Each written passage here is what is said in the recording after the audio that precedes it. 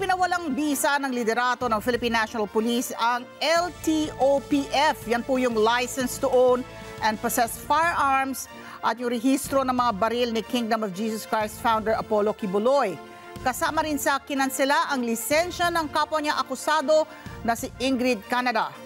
Ang detalye sa report ni Mar Gabriel.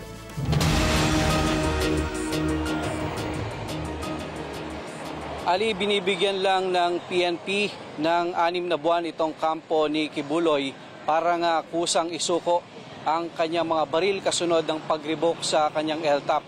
Kung mabibigo raw sila na gawin yan, maaari silang maging subject ng police operation. The license to own and possess firearms and firearms registration of Apollo Carion Kibuloy are hereby revoked immediately.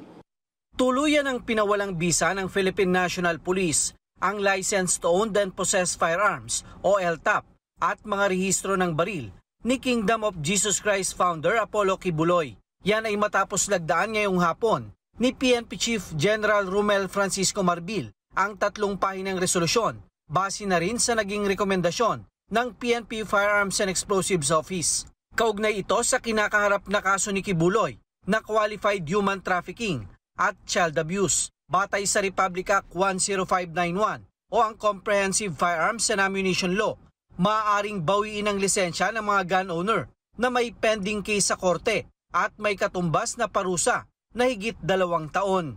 Kaya po siya nabigyan po ng pribileyo kasi na-meet naman po niya yung mga qualification at prerequisite po to be given the privilege to license and own and possess firearms. However, because of the filing of criminal case against him at may warrant of arrest na nga po, yun po ang naging basis po ng Firearms and Explosive Office to recommend for the revocation. Meaning ninalify po yung kanyang pribilehiyo na magmay-ari po ng baril. Sa record ng FEO, 19 na baril ang nakarehistro kay Kibuloy, kabilang ang isang rifle. Isa naman dito ang nag-expired na ang rehistro noon pang Marso.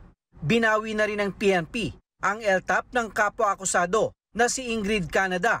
Bagaman wala naman daw itong pag-aaring baril. Binigyan naman ng 6 na buwan ang mga kamag-anak at kinatawan ni Kibuloy para isuko ang kanyang mga baril na ikinukonsidera ng loose firearms. Kung hindi makakatugon, maaari daw itong maging subject ng police operation.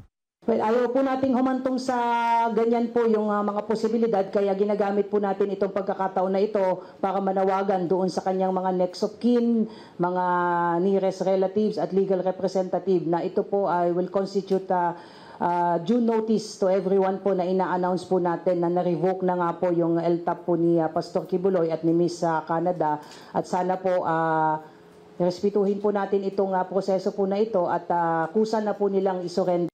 Para naman sa abogado ni Kibuloy na si Attorney Estrailito Torion, hindi ito naayon sa batas. Maaaring ginagamit lang daw ito ng gobyerno para gipitin ang kanyang kliyente.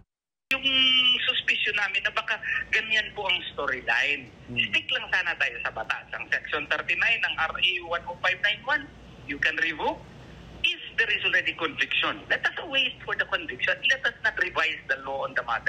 Nakatakda namang maghain ng motion for reconsideration ang kampo ni Kibuloy laban sa naging desisyon ng PNP. They have the right to file an MR at tinanong po natin yan kanina sa mga abogado, but pending resolution of their MR po ay mananatili pong revoke po yung kanilang LTAP at firearms registration.